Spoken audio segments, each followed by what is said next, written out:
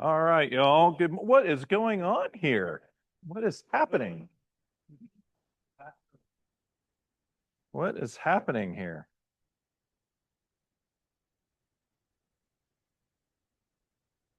All right. Well, good morning, everyone. You having a good day today? No, debatable. All right. Well, hopefully it will be better as we dive into Hebrew here. All right. Well, let me open this up in a word of prayer. Our gracious God and Heavenly Father, we thank you for this day where we can continue to study this language. Pray that your Spirit would work it in our hearts, that we would glean much from it and really learn to love this language, Lord, that you've written the Old Testament scriptures in. And we pray this in Christ's name. Amen. All right. So, how many of you got your homework done? That's not the right question. That's a concerning question. Okay, good. That's all you needed to do. Yeah, so the homework, right, was to go through the alphabet and to write each letter 5 times, okay? And I also wanted you to practice saying the name of each letter, right? And then on the other exercises, to do the transliteration exercise, and you see that on page 4, right? So number 3. All right. So really the first 3 items there on the list were what I was wanting you to focus on. So everybody was able to do that? Excellent.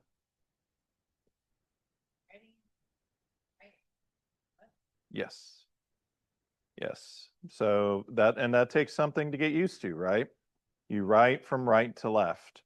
So as you're looking at number 3 and you are transliterating that verse, that is Ezekiel 38, verse 12. Okay. But it is not a pointed text, meaning it's not a text that has vowels, right? So we were talking about that, right? What is the text? Who can remember?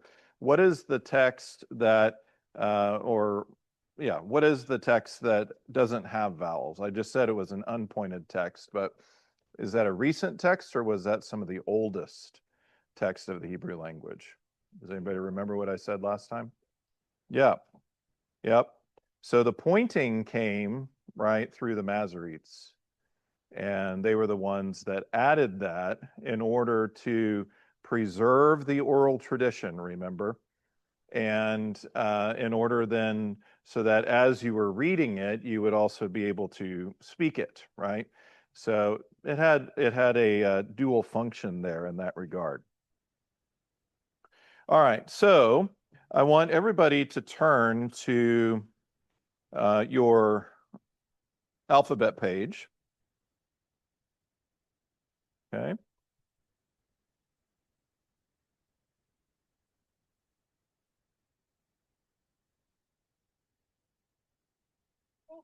And by the way, what is this word again? That's fair. Yeah, shalom. Okay. What are these? They're markings, but are they vowels or are they consonants? No, these are the consonants. Okay. And this is what constitutes the alphabet. But I mentioned briefly, we're going to learn vowel pointing today. But these are the vowel points, right? So technically speaking, the Hebrew alphabet is solely consonants, right? It's just these letters, none of the vowel points, okay? Now, this dot up here, is it a vowel point? No, it's part of the letter, right? And what letter is this? And how do you know that that is shin? Because sin is not right. That's right. Very good. So you only have 2 vowel points here, right? Right here and right here. And we're going to talk about those today. Okay. But first, let's go through the alphabet. And I'm not going to rewrite for the sake of time, I'm not going to rewrite the alphabet up here in this part of the exercise. I will take some time here shortly to talk about and to ask you questions if you had any troubles writing some of the letters and getting it right, okay? So let's start off with the beginning of the alphabet. All right, so what is the first letter? How do you pronounce that? Alif, okay? And is alif, in terms of its general use, does it make a sound when you say it? No, it doesn't. It's a silent letter, okay? And the transliteration is what?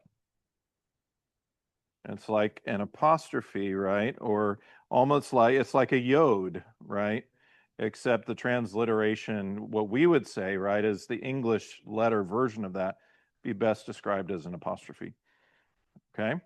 All right, second letter. Bet. Gimel. Dalet. Hey.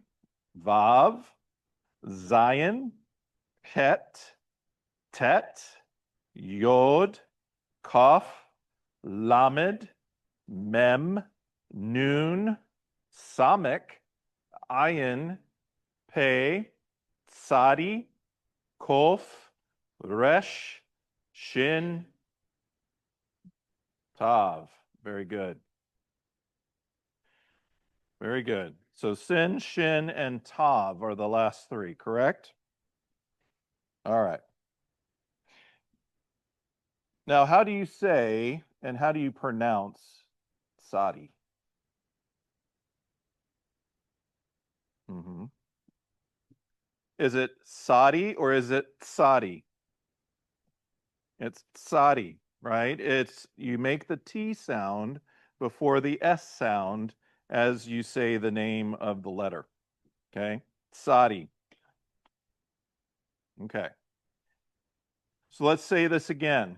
Alif, Bet, Gimel, Dalet, Hey, Vav, Zayin, Het, Tet, Yod, Kaf, Lamed, Mem, Nun, Samek, Ayin, Pei, Sadi, Kof, Resh, Sin, Shin, Tav.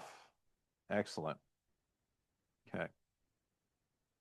Now, how many of you had any troubles with, or who had troubles writing out any of the letters and would like for me to help you with that on the board? Okay. Mem. All right. And which form of mem? The final form or the other form, the middle form?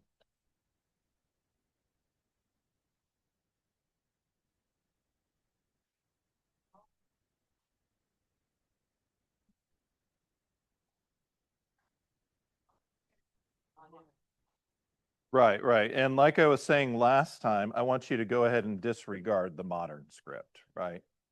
We are looking at the block script only. That's what I'm teaching you.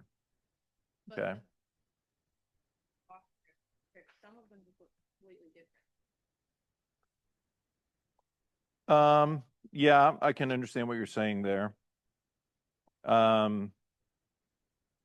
It definitely is, I would say the form, maybe you could say is more stylistic, so to speak, in a little bit of a regard.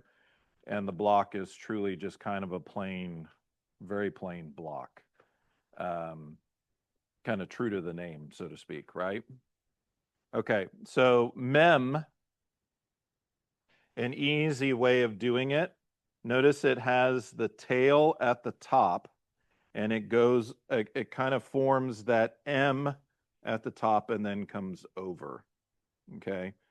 So I don't want you to be so concerned about being stylistic. Say, for example, you're looking at the form, right? I don't want you to be so concerned about stylistic that you get caught in the weeds and stuck in the weeds of writing letters to where you can just do a simple form of that and it would be correct. Okay, so for example, mem, if you were to do this,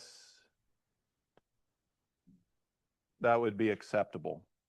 almost like a partial king's crown, right?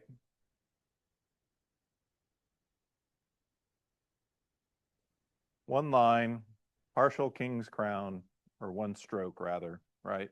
Pen never comes off the board, right?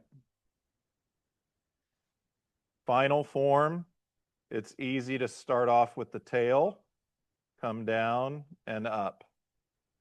Start off with the tail, come down and up.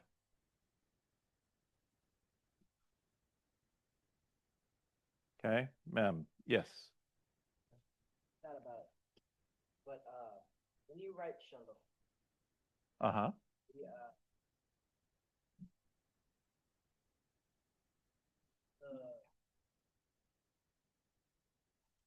from left to right, the third letter that you write down. I don't remember making this right. Well, I'm not going to respond to that because the Hebrew system of writing is from right to left. So you'll need to clarify your question. Right, second letter. From right to left, the second letter. Okay. So if we were to write the consonants only for shalom,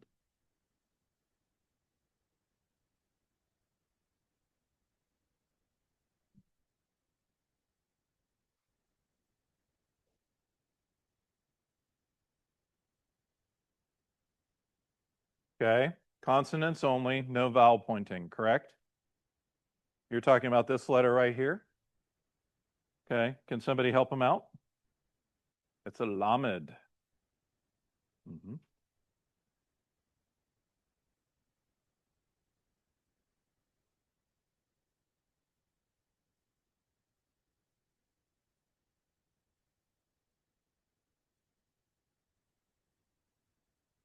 Yeah, the lamed. Are you looking at the script writing? The modern script, is that how you wrote it? Or block? Let me see your writing. This is how I remember being taught. Yeah, except it has a tail at the top. Exactly like this. Okay, tail at the top, then it comes down and it kind of looks like a 7. Okay, but it has a tail at the top. If you look at the form version, you see that little tail above there? And you look at the block version, it's a vertical line instead of a stylistic tail. But that's the same function for a lamed. Okay? All right. Any other questions about letter form and how to write the letters? And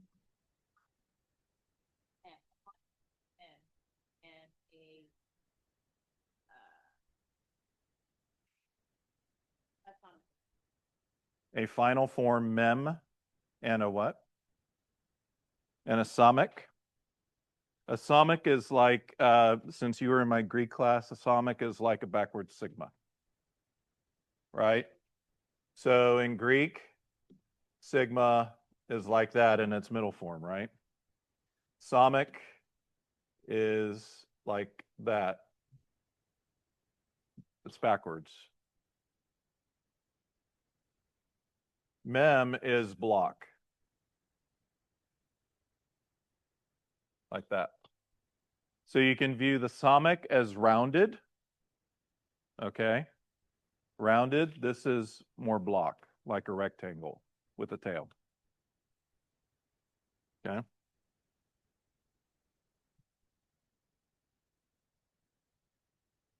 Dad, can you unmute yourself for a second?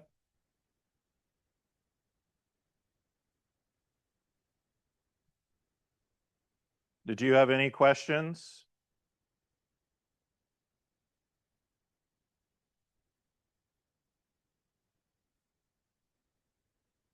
Not hearing any. Okay. All right. One more time through the alphabet. Alif, Bet, Gimel, Dalet, Hey, Vav, Zayin, Het, Tet, Yod, Kof, Lamed, Mem, Nun, Samik, Ayin, Pei, Sadi, Kolf, Resh, Shin, Tav. Okay. All right, pop quiz. What is that letter? That's a hey. Very good. What is this letter? Hey, That's Zion. Very good. What's this letter? Yod. Very good. What's this letter? red. No. Resh. What would be the difference between this? Dalet. Dalet comes over like that with the tail, and it's not rounded. Okay, it's very blocky. Okay, if I were to say, let's see here.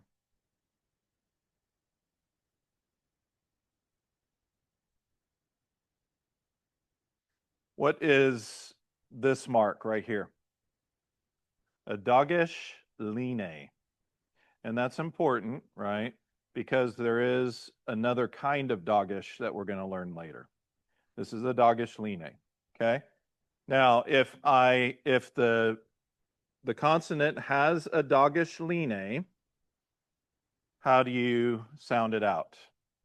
What would be the transliterated sound for it? B. Okay, for bet, right? If I take away the Dagesh line, what is the sound? V. V. Okay, V. All right, now,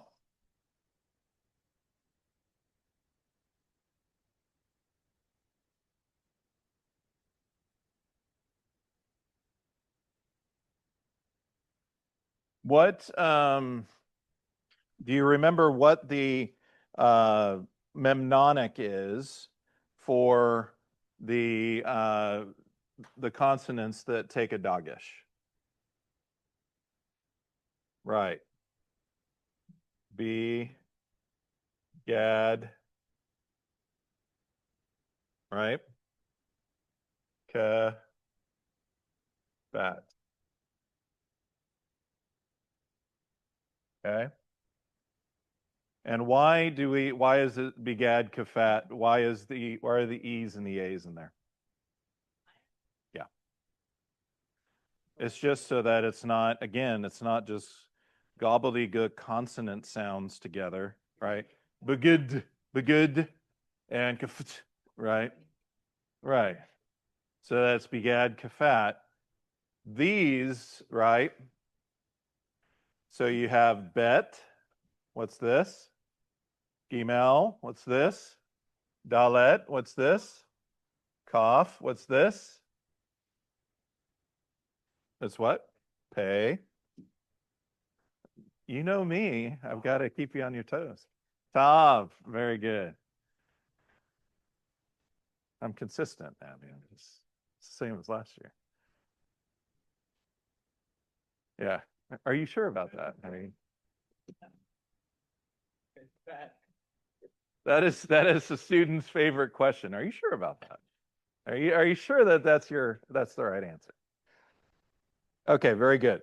So the Begad Kafat letters are the letters and the consonants that you want to memorize regarding the fact that they take a Dagesh line. Okay. All right. Do you remember the 5 gutturals?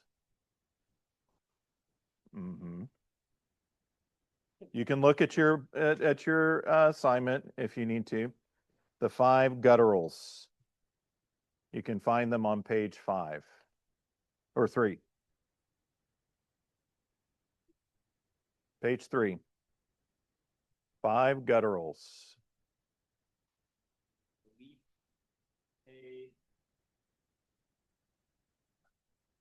Pet.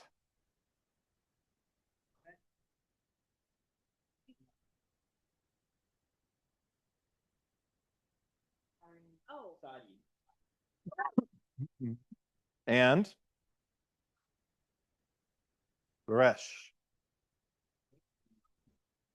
Look at 1.12 on page 3.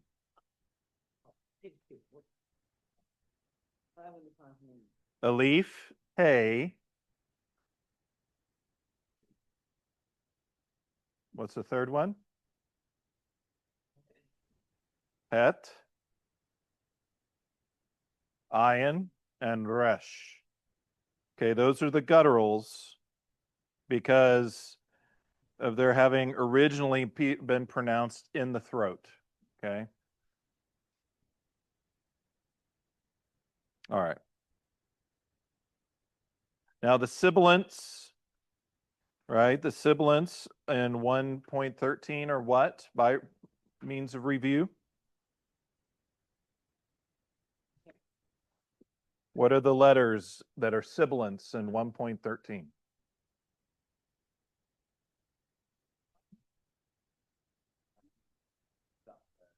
Saudi. It is Saudi. Very good. Uh-huh. Excellent. All right. So now let's go ahead and turn to your exercise homework. And I want you to look at number 3.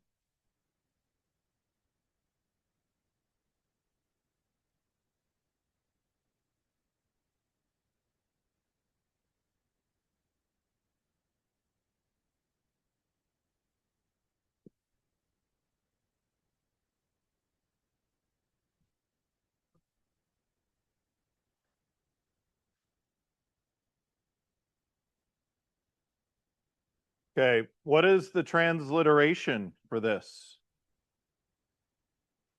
It's not Japanese, Hunter.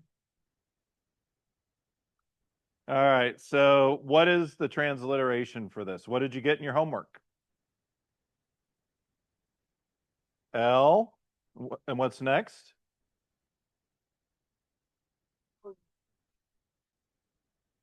With what on top?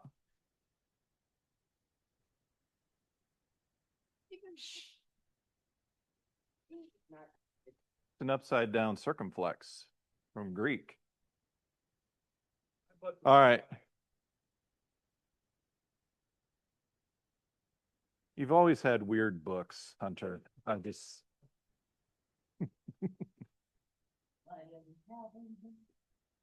All right, so Lamed, okay, L,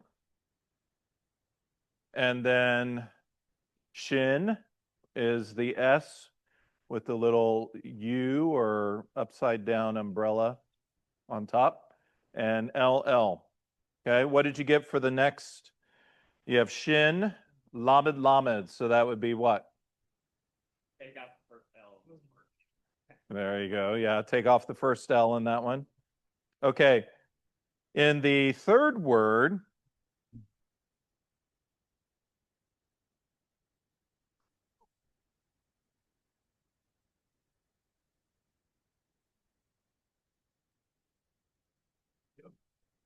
It's in here. It's gonna be totally worth it when I get to say this out loud. Ooh.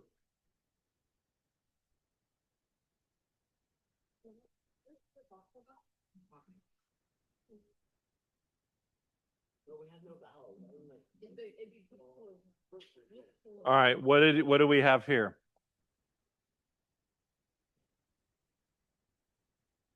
Each letter by itself. V. Sound it out. What is it? V, L, V. Are you sure it's not B? Are you sure? Z. But that way read it. You both read it. Okay.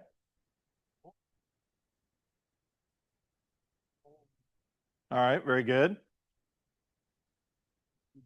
Any item, any words in number 3 that you did not understand or couldn't read or interpret?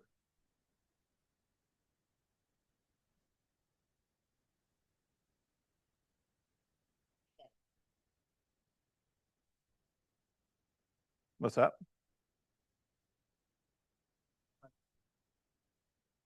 Okay. It's a lot easier when you start at the beginning of it. than when- Yeah. Yeah.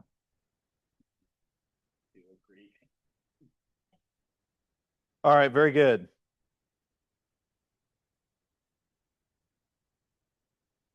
Okay. So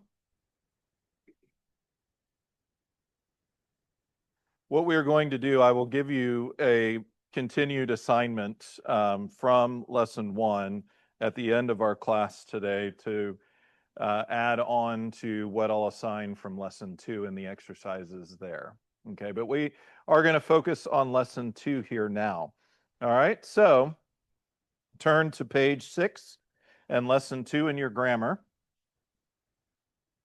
So as I've said in last class and already today, there was not a written system for vowels in the early and ancient text. It was all just consonants, okay? The vowel sounds were all orally and verbally inserted and used, okay? And then that, again, was added in the written form by the Masoretes. All right, so the language was read and spoken according to the oral tradition handed down from generation to generation. Okay. So you can understand that kind of, can't you? Even today. How do you learn English?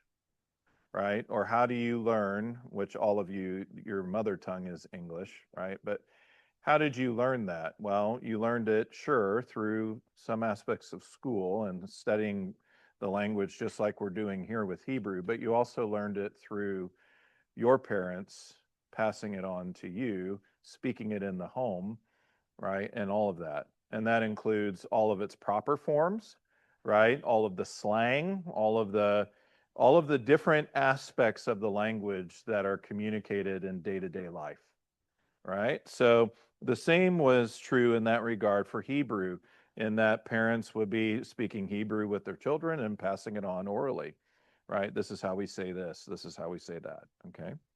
And then their children would do the same with their own kids. All right, so at an early period in the development of the language, certain consonants began to function not only as consonants, but also as vowel indicators. Okay, so thus, Aleph and Hey were used to indicate A class or A class vowels. Okay, the Yod to indicate E and I class vowels, and the Vav to indicate A and U class vowels. Okay, now you see the connection, right, in our language, right? And he's putting them in quotations, right? A, E, I, O, U, right? We know that in our vowel system in English, but he's wanting you to make the connection and understanding of how they were basically grouped, and those letters being used to do that grouping. So early Hebrew grammarians coined the term, okay, matris lectionis, okay, which literally means mothers of reading, to designate these letters. So the two consonants most frequently used as vowel indicators are Yod and Vav, okay? Now, you see below on this page, you see the table of full vowels, all right? And this is what we're going to talk about and learn here. You'll notice that all of them are used in the examples of their position with a consonant. All of them are used in relation to the Aleph, okay? So I'm going to put an Aleph here.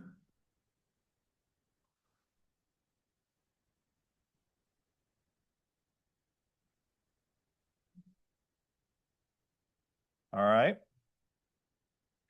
Now, your vowels are going to be, we're going to look at two of the vowels, and you see them all kind of put together. And I want you to notice how these classes of vowels, he doesn't just tell you that in the paragraph, right? To say, well, these are used with A class vowels, then E and I class vowels, and O and U class vowels. But if you notice on the chart, he separates them accordingly. And he begins with the A class vowels, okay? Or ah, it's really ah. And you notice there in the sound on column 4, it's ah as in car, okay? All right, so with the ah class vowels,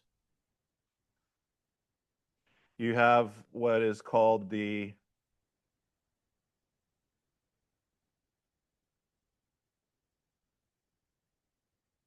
what would you say this is? What's this? Coms? No.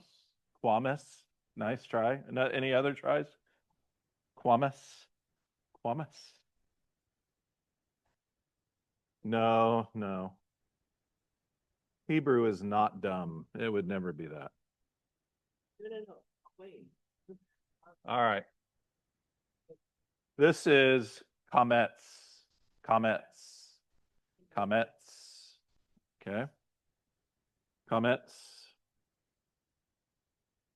And this is close.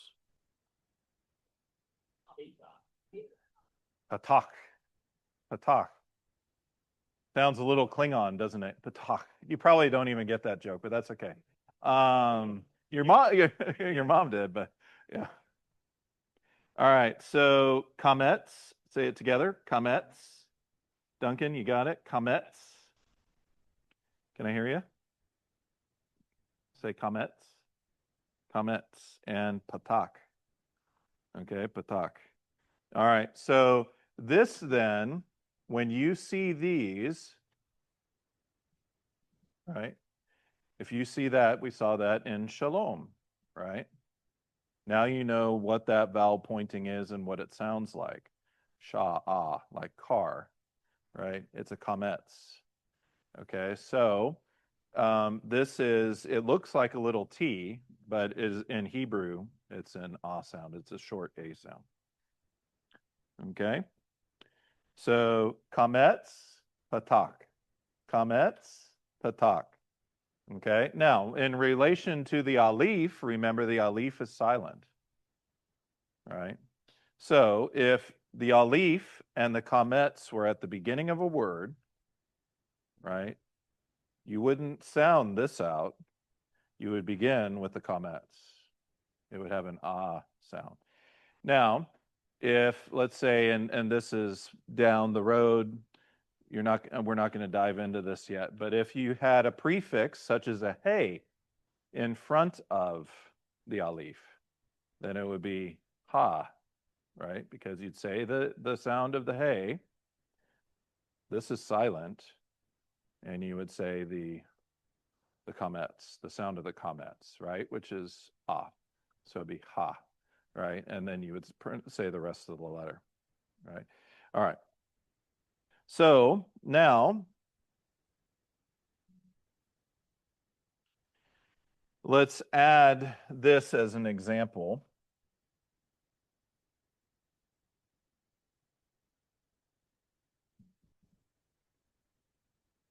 So with what I just explained to you, how would you pronounce that?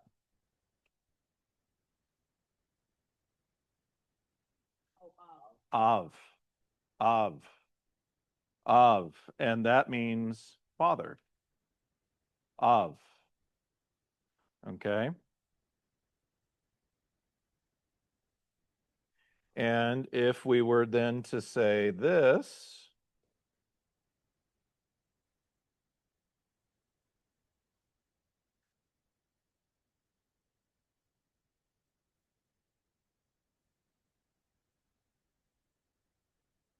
okay,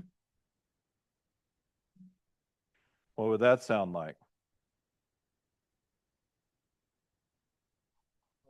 Bat. Bat. Right? And bat is daughter. Okay.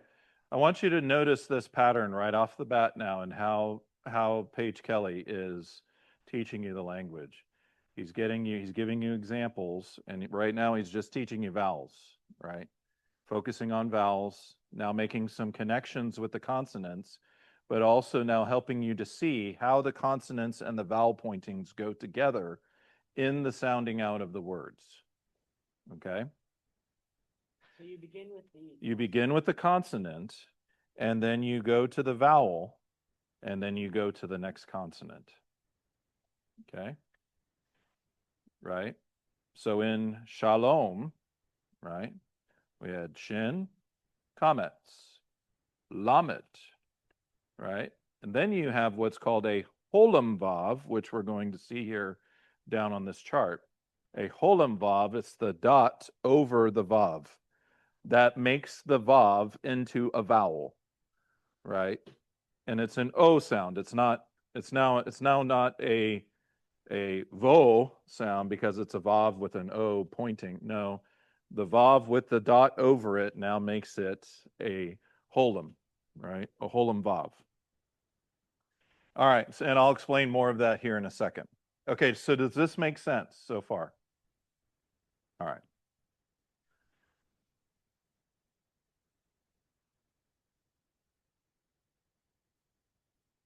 So are there any sort of like exclamation points or any kind of event? Let's not get ahead of ourselves.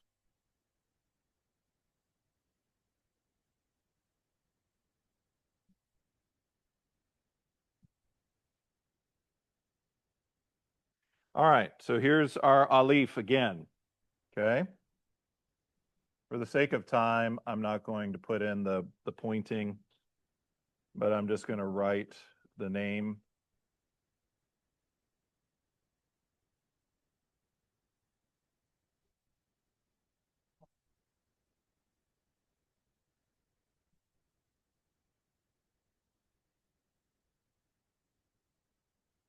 Okay. So you have the sere, all right, sere, as in they, okay? You have the sere yod, okay, which is the sere, two dots, all right, and then you have the yod right after the consonant or the alif, okay? Now you have the segol, okay, which is the three dots. Looks like a triangle of dots, okay, and that being under the consonant. All right, and that's like met. All right, so now look at the illustrations. If we were to have this, and by the way, he's teaching you actual words in Hebrew that you're going to see in Scripture, right? So look up here, not in your book, for a second. What is this? How do you sound it out? What is the sere? Like they, Okay. So it's, it's as in they, right? El, okay? El is God, okay? As you study the scriptures and you learn the language, you will see the various names of God that all begin with El, right? Elohim, El Shaddai, right? There are various different names of God that begin with El. Here, El is God. Okay.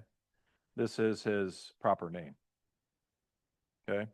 Now, you're also going to see a proper name and his covenant name with Yahweh. And we'll look at that a little bit later.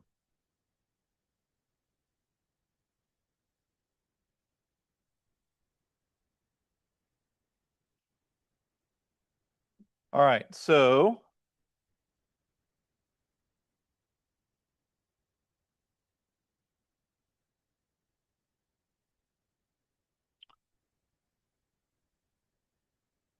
if you have that is the Sere Yod, right?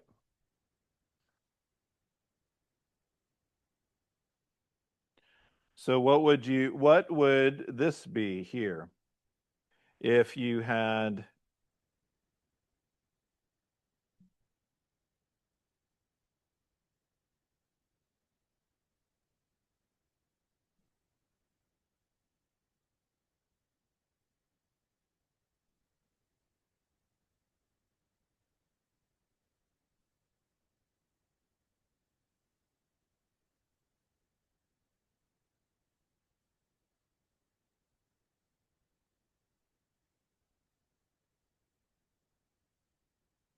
huh? Which one is it, Hunter? Might put the example for stereotypes. Very good. That's right. So this is bet, right? If you look at your alphabet, right, what does it say the transliteration is? And even the example in how to pronounce the yod, it's yes, right? This would be a bet, right? So the emphasis in the sound, although it is written with the yod, the emphasis in the sound is found in the sere, right? So you have bet. Okay. Now, as my father pointed out, with a tav that does not have a dagesh line in it, there are some forms of that where you would say it's a th sound, it's a th sound. So this would be beth. Okay, in that sense. All right, segol. Okay, segol.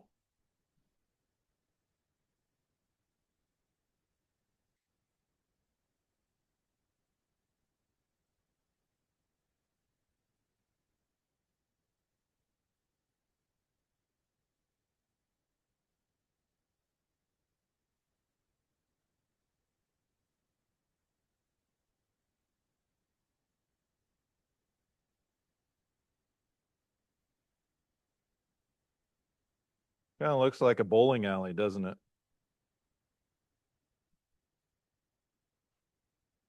What is that? Don't worry about this. You haven't learned this mark down here yet. Because that's how you make the word. Just like I did in Greek, right? Not Shaquille O'Neal, no. Shekel, yeah. Shekel. Okay. Or shekel. Hmm? There's 3 different dot formations for the same letter that all sound the same. Seri and Serios, they sound exactly the same. Mhm. Segol. But segol is met. It's eh. They and eh, right? So this would be shekel or shekel, right? The actual and shekel in Hebrew and in the Old Testament is what? It's a coin.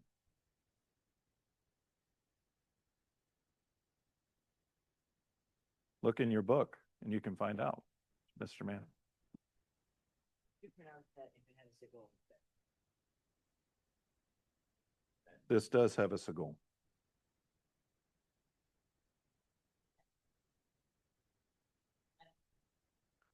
It would be bet. It would be bet. Yeah, it would be bet. Yeah. Thank you. Yeah, you're welcome. Glad to be clear as mud for you.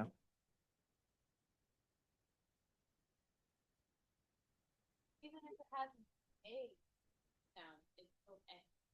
Because like, if we use what is it, Serios, it's sound is a. Yeah, that's why I thought it was big. In my book, sere is ale.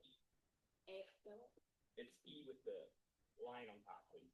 Ale in my book. And then the yod is bet. And segol is sequel. Wait, what? Those are the Hold on, examples. hold on.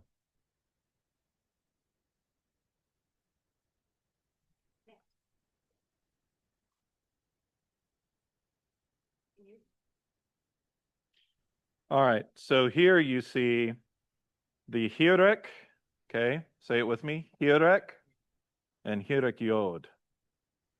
All right, so you have the examples of the I in marine and or in E, right? The Hierarch Yod lengthens.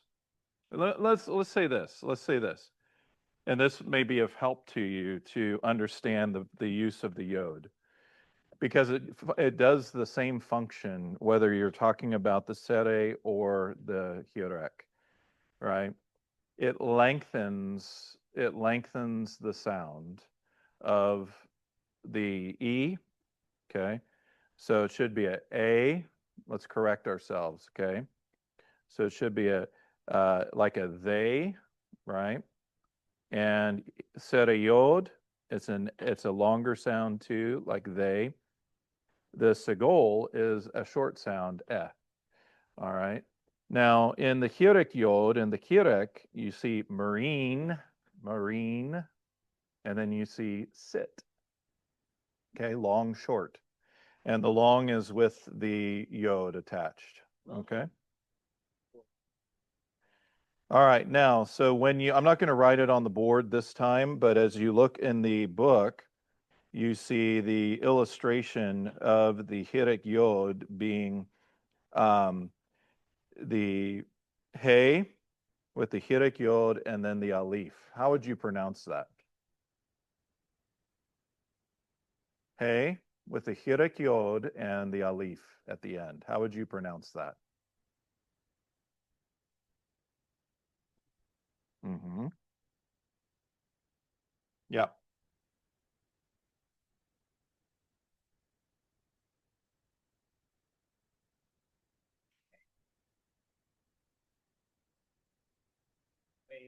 Way he is spelled is Hey Aleph.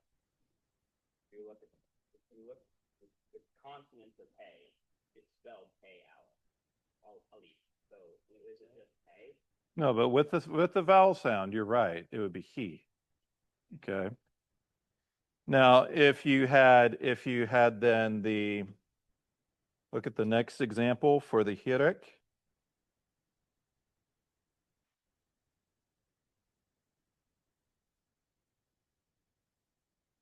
So what would that be? Hmm. Very good. M. All right, now for the O class. All right, for the O class.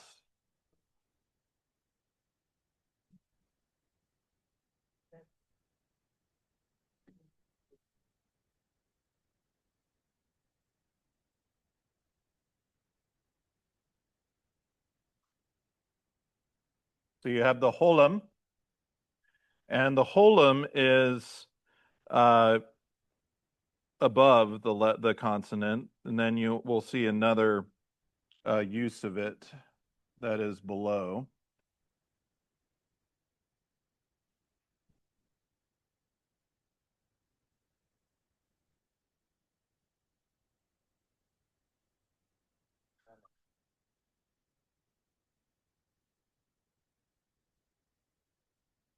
Okay.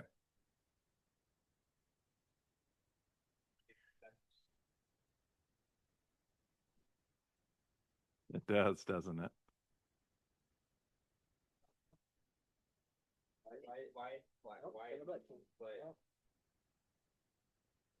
Just wait. All right, so this is a holum. A holum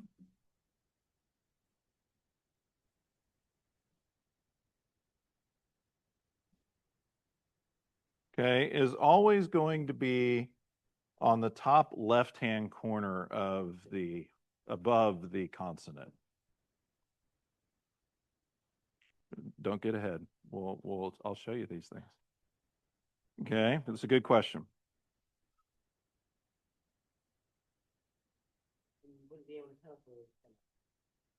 Easy there, Padre.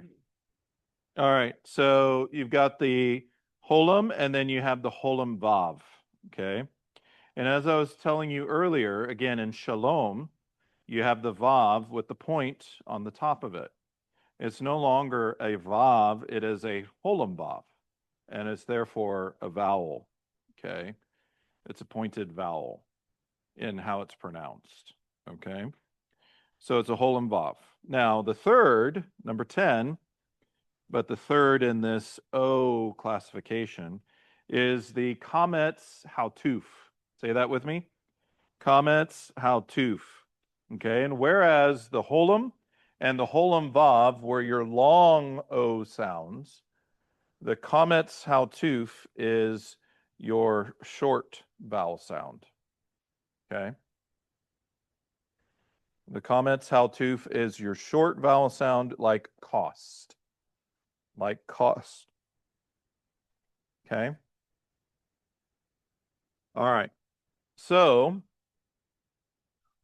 this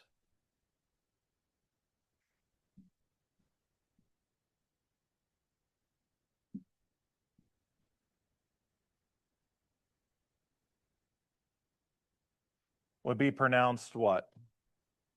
Actually, let me correct myself. It's not always on the left. Sometimes it is on the right of the consonant, but that's okay. There's no, just go with it. What's that? It is low. That is correct. Right? So O as in the holum, all right? It's easy, by the way, the names help you with the sound in a lot of cases, okay? So holum, that's a long O, right? Comets, it's a short O. Comets Hautuf. All right, so now, as in Greek, how do you understand the placement of certain things, or how do you understand which is which? Yes, exactly. So if this could be just a comets, right? Just a comets. Or it could be a comets Hautuf. How would you know the difference? They look the same. Again, it's the context and it's the word that it's used in. It will tell you. It'll help you. Okay, but they both have that, if you notice, and take note of this, okay, they both have the ah sound. But one, the comets, is a short A sound, ah, as in car. Okay, you following me? This is the difference, right? Does the comments of the law A sound?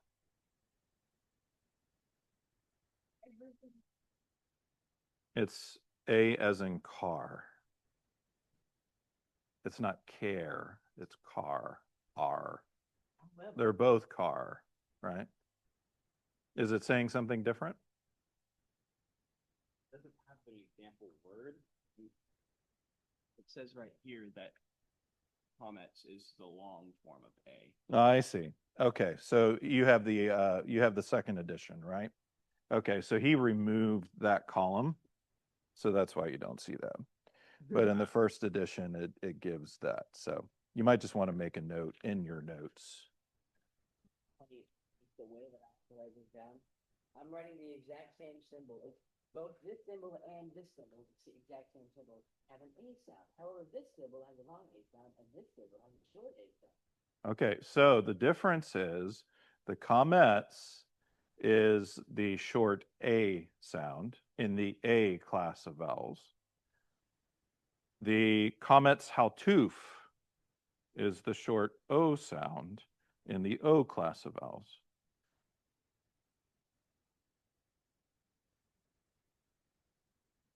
Right, which when you say it out loud, it sounds the same way, right? Car or cost, it's the same ah, right? All right, so now we are going to get to the U's, all right, the U class.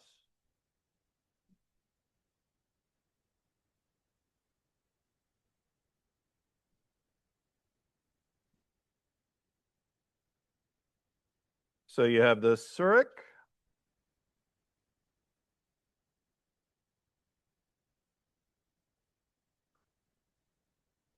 and you have the kibbutz.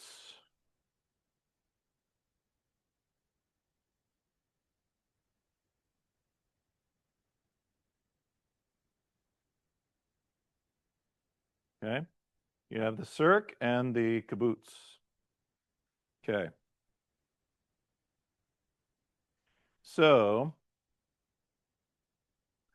in the Sodek, okay, it is the U sound as in rule.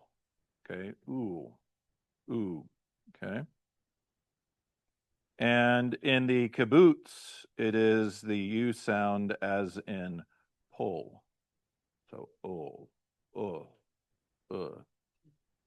okay, ru, and oo, and Say that with me.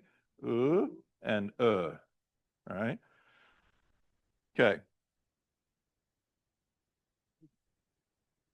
So when we look at one of the examples here,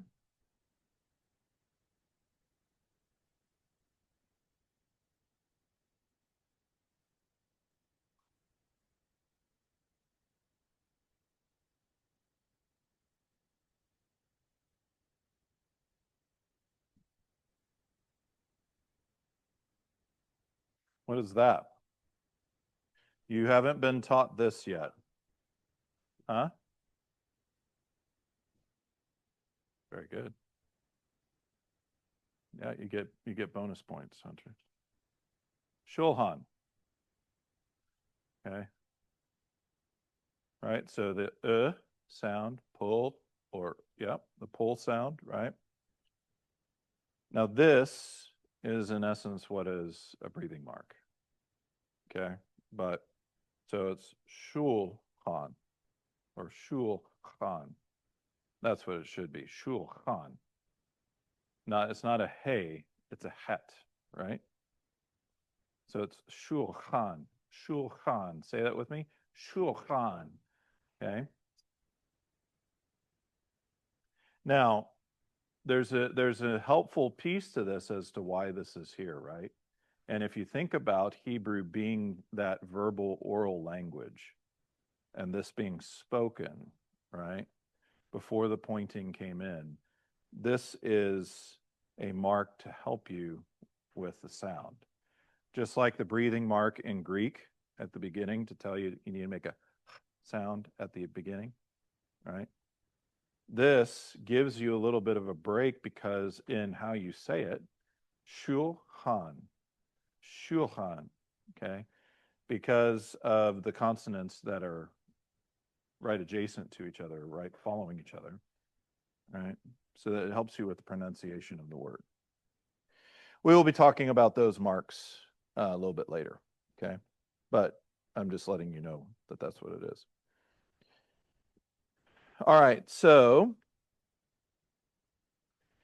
this, if you go back to your chart and you look at the E class of vowels, numbers 3 through 5, and you look at shekel, okay, shekel. How do we know, right, that it is shekel instead of shekel? Well, there's an accent mark, okay? Similar to how in Greek you have accent marks to make sure you're putting the right emphasis on the right syllable, right? And that you're not breaking pens or pencils in class or whatever that was. Anyway, so shekel, right? There's this little mark, the muna appears under the word, and you see it there right by or right under the sigil. That's the little mark. If you look at in the word shekel, that little this, yeah. So when we had this, and then this was right underneath it. This is the accent mark, the muna, but that is an accent mark. Okay.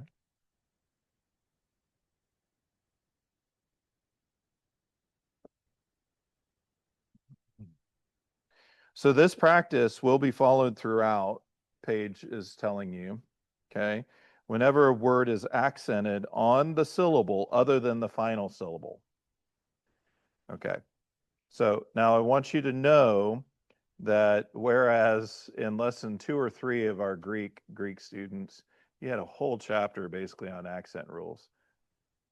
The page doesn't do that here, no.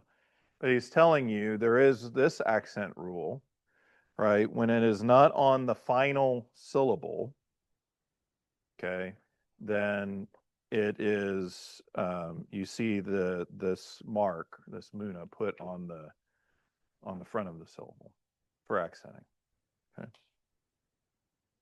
All right. So the vowels listed on your chart, the ones that we've just gone over, okay, are designated full vowels in order to distinguish them from half vowels, which you will learn later. Okay, so just think of it as me telling you about the Dagesh in lesson 1. There's a Dagesh line, okay, the 1 dot in those 6 consonants. There's also a Dagesh forte, but we're going to talk about that later, okay? So you've got full vowels here, okay? We'll talk about half vowels later. Again, he's just trying to open your mind to the bigger picture regarding vowels. All right. For grammatical purposes, these vowels are divided into long vowels and short vowels. Okay, and we kind of looked at those as we were working through them. The long vowels include kamets, sere, sere yod, hirik yod, holam, holam vav, and surik. Okay. In order to indicate the long vowels that include one of the vowel letters, a circumflex accent is used in representing their sound. Thus, sereyod is represented by an E with the circumflex on top. Okay. And hirik yod as an I with the circumflex on top. Okay. Holam vav as an O with a circumflex, and surik as a U with a circumflex. Okay, so keep in mind, remember, we have these classes of vowels, right? A, E, I, O, and U, right?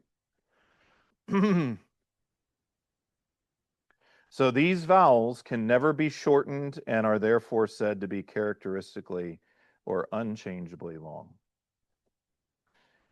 The short vowels are patak, segol, hirek, kamet saltuf, and the kibbutz. Okay. And in modern Hebrew, and he's basically explaining why, he says in the chart what he did regarding the kamets and the patak. Okay. In modern Hebrew, patak is pronounced exactly like the kamets. So again, whether it's car or cost. Car, that's the kamets. That's in the A system of vowels.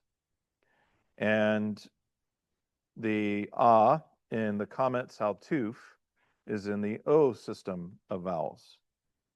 Okay? All right. So in this grammar, however, it's transliterated as A with an upside down, like a little upside down umbrella or an upside down circumflex, right? In order to distinguish it from kamets, which is translated as an A with a line over it. Okay. So the sounds given in the table only roughly approximate those spoken in Hebrew.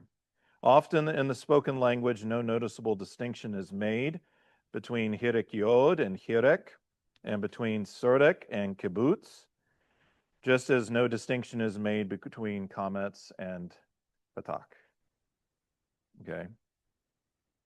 Again, with the hirek and the hirik yod, the yod is really not making any sound per se, right? Especially as it's written with the hirik yod. So it both sounds like an I, right?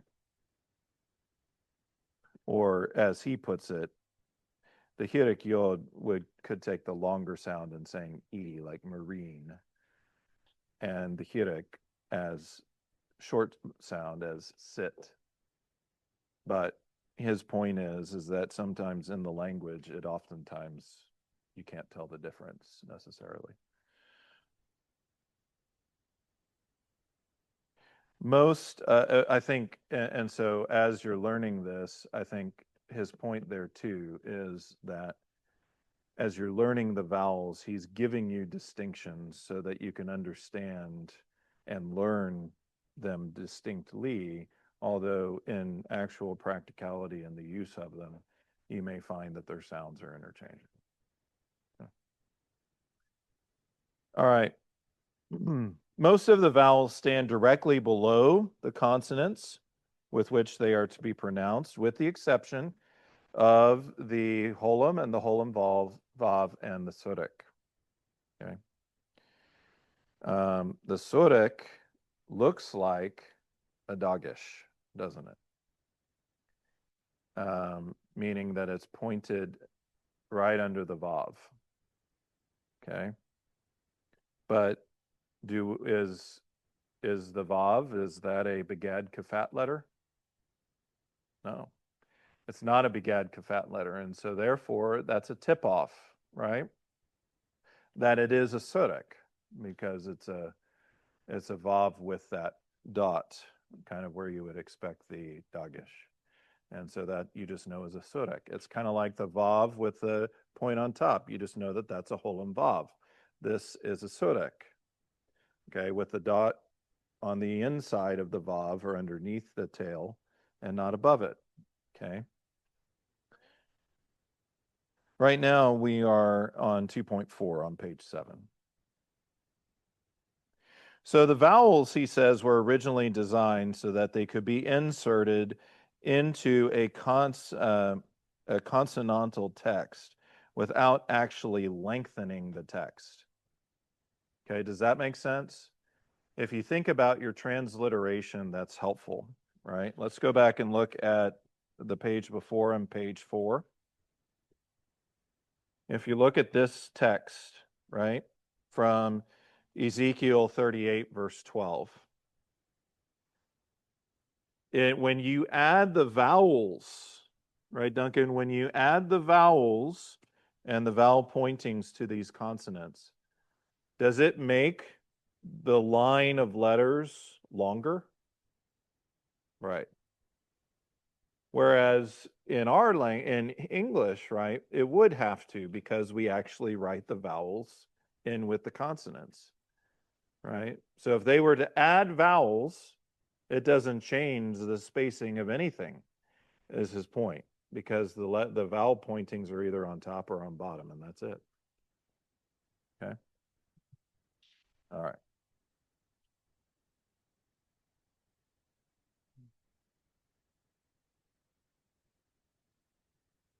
So 2.6, the comments and the comments haltuf have the same form, although one represents a long A class vowel and the other a short O class vowel. Okay, we already talked about that, so I'm not going to belabor that point with you. All right, look at 2.7. When the holum precedes the letter, and that would be shin, right? When it precedes the letter shin, it may combine with the dot over the right-hand tip of the shin to produce a single dot that thus serves a double purpose. Okay. Let's expand your brain noodle for a second. Okay. You ready? You ready, Calvin? Here it comes. So when you have a mem and you have, let's write this out. Okay. When you have a mem,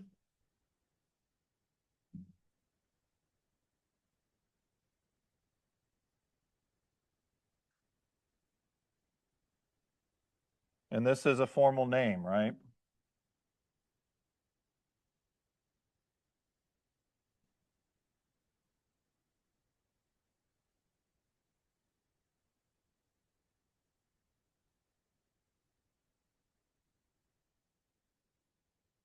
All right.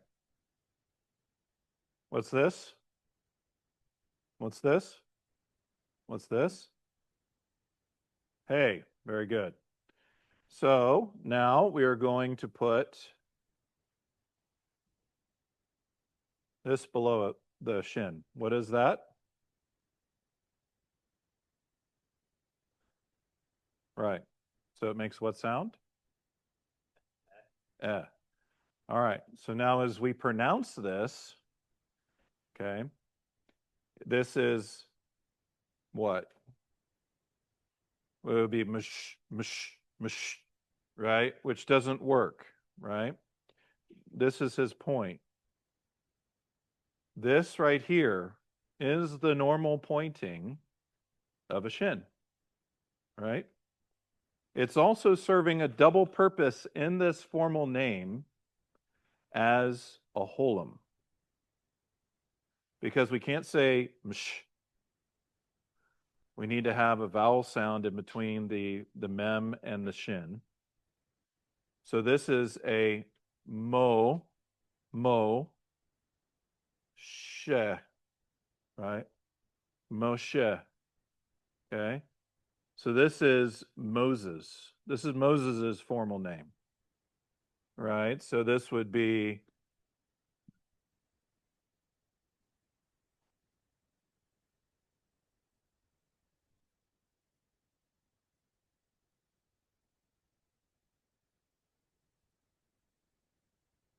all right. So Moshe. Okay.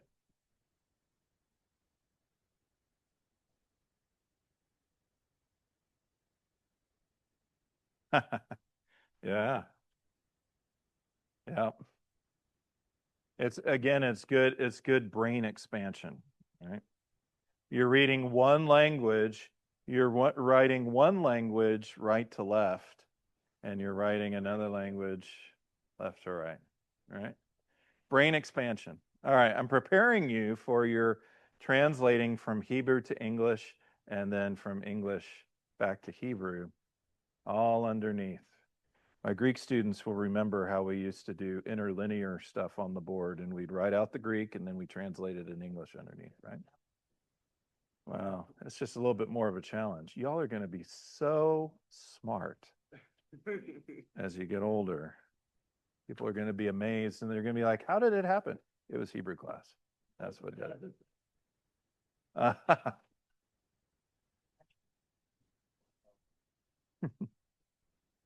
No, don't sell yourself short. All right, so he also points out likewise, whenever the holum follows the letter, okay, so sin. All right, so by the way, you can think of it this way too, right? It would be as if it was this in Moshe, but that isn't a vowel pointing. Okay, that's not the right way to do it in the language.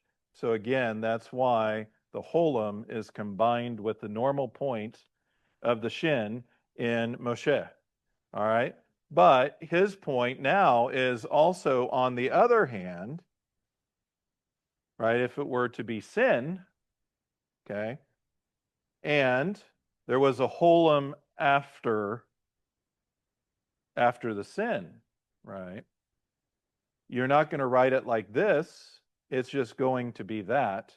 But you're going to understand that the holum is there because otherwise there would be no vowel sound in between sin and hey.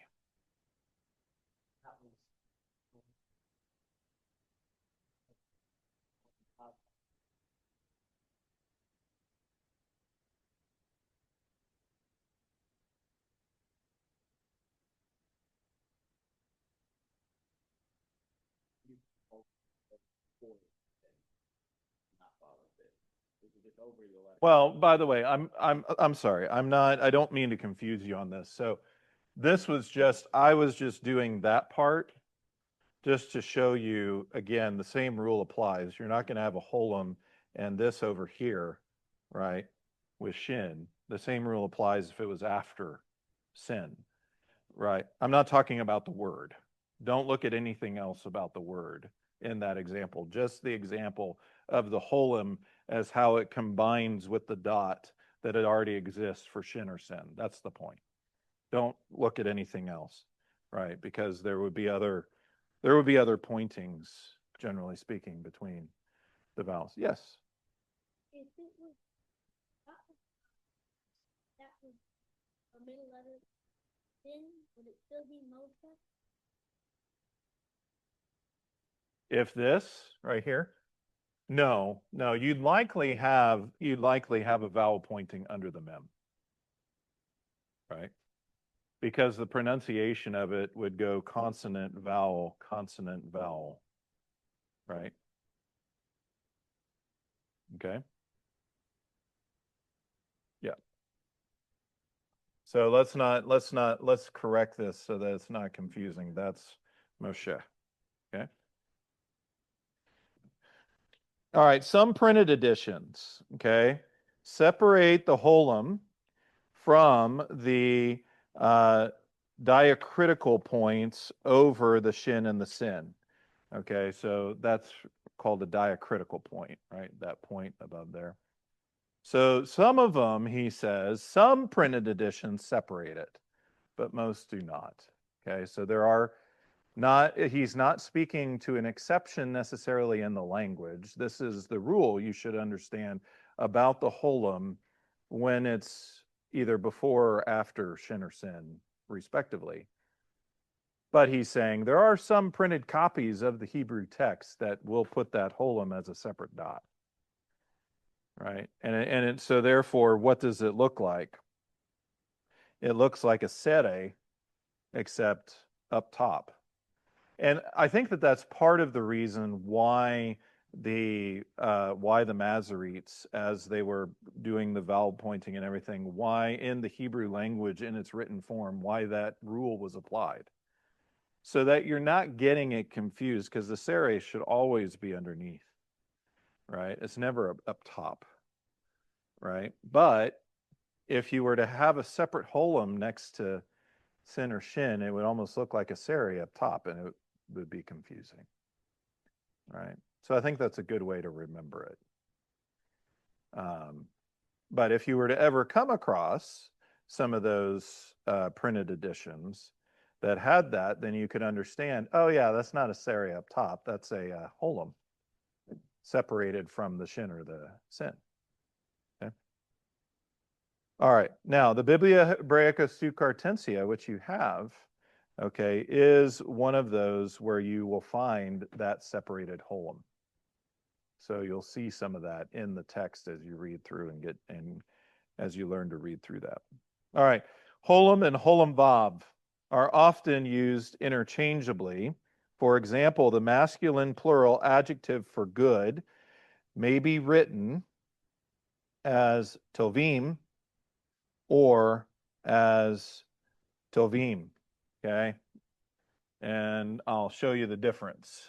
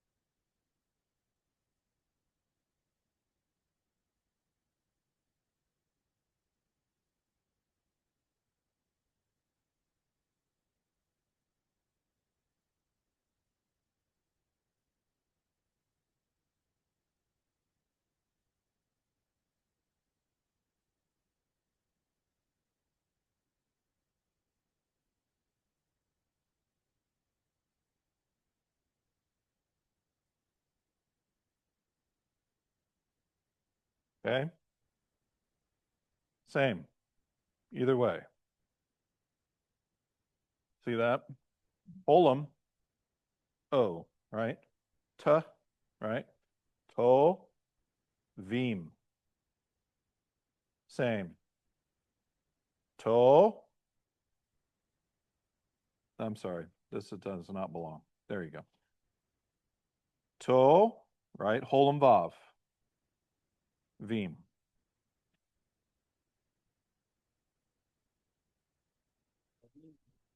It's just written either using the Holem or the Holem Vav, right? No.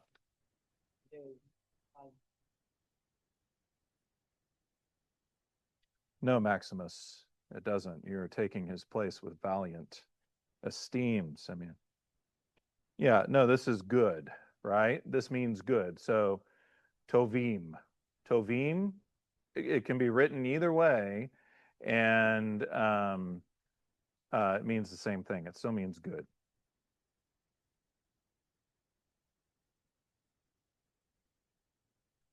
All right.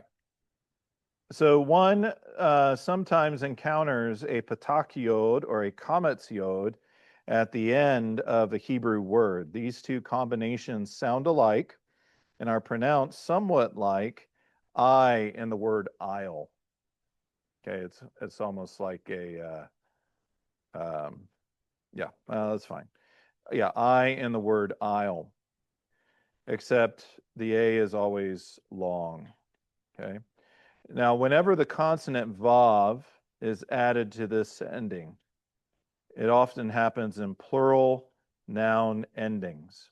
The resultant sound is simply that of a long A followed by a V, right? Thus, the word for his sons, right, is pronounced banav, right? Banav. So a circumflex accent over the second kametz indicates that it has combined with the yod to form the characteristically long vowel. Okay. The following vav functions as the final consonant in the word. Okay. So you're going to see that the words, they end in consonants, right? Final forms or otherwise, but in these combinations, again, he's just saying, hey, you're going to see this as you read, and if and when you see it, just know what it means and then how to pronounce it. Okay.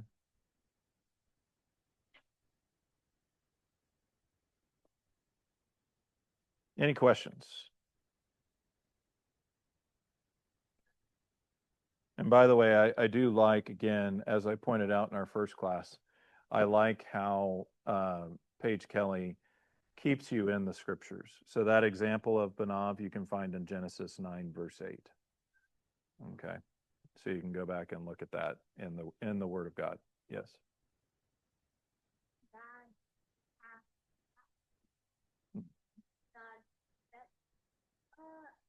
I forgot what the uppercase letters mean. Those are the consonants, and they're associated transliterated English letters, right? So the B is what? Bet.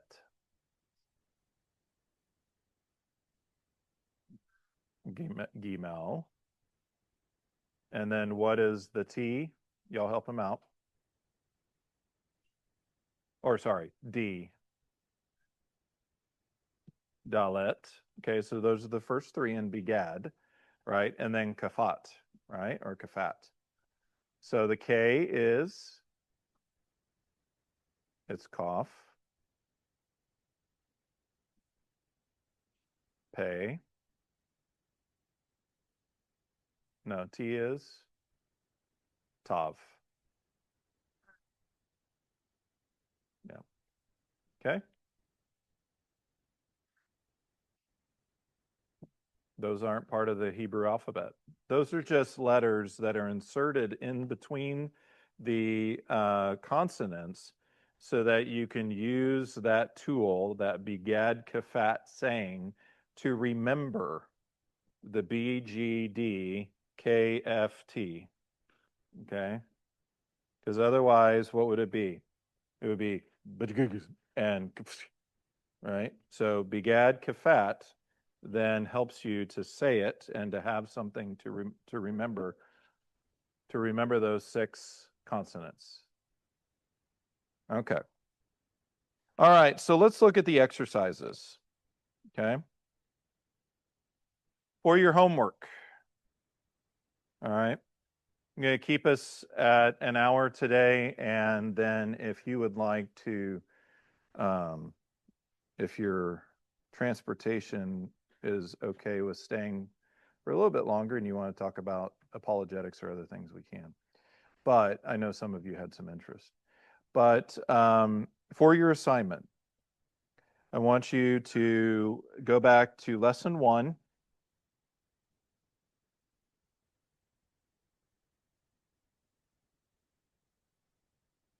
And I want you to do the first 10, okay? The first 10 of number 10, okay? Transliterating the following proper names, and I'm trying to identify what and whose names they are based on their consonantal forms,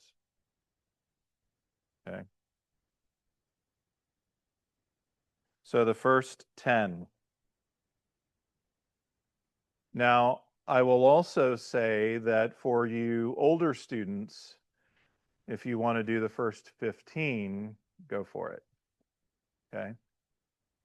So, but I expect at least the first 10. Okay. And by the way, I will be checking your homework. I do want next time, I do want to see your alphabet. I want you to keep practicing your alphabet this week. Okay. Write it out again.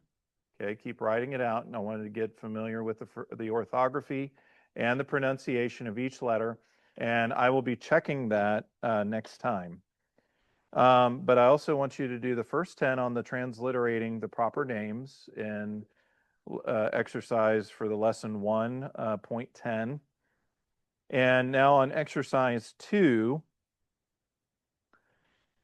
I want you to do exercise number 1 in writing each letter of the alphabet with each of the vowel signs given in the table of full vowels. Okay. Does that make sense? So you're going to take each letter of the alphabet. Okay, notice he puts alif. Okay, and he puts alif how many times? With all the vowels. Okay, and then he does the same for bet, etc., or he starts off bet. Okay, so I want you to practice that. One of the reasons for that is that as you are reading, you're going to need to get muscle memory. In other words, kind of do brain training in being able to read each letter and any associated vowel to be able to learn what that vowel is and what it sounds like, even in connection with that consonant. Okay. All right. So write it out. Okay. Then practice, he says in point 2, practice pronouncing the letters with the vowels until you're thoroughly familiar with the sound. Okay. So for example, you would do ah, right? And then right? And keep going, right? Then for bet, you would be ba, be, right? Now, I would like for you, as you write the letter of the alphabet and the vowel point and the vowel sign with it, I would like for you to also write out, use the chart and write out the name of the vowel so that you get familiar also with what its name is. So as we're talking about these vowels, you can say, ah, yeah, that's a sagol, that's a kametz, that's a patak, right? That's a hirakyod, okay? Because you don't want to just be like, oh, what's that? Oh, I don't know, but it makes a sound. Okay, well, yeah. So that'll be helpful, all right? I think that that's probably enough for y'all for the time. Okay, so to repeat and to summarize, write out your alphabet again. Pronounce the letters. Again, read through the letters verbally. Okay? I want you to do the first 10 of the transliterating the proper names only by consonantal letters and the consonantal form in lesson 1.10. Okay? Older kids, if you want to do the first 15 because you may be able to get through it quicker, that's fine. Okay? Then I want you to do exercise number 1 and 2 of lesson 2 in writing out each letter of the alphabet with the vowel pointings and then verbalizing and speaking and pronouncing those combinations. Okay? Yes.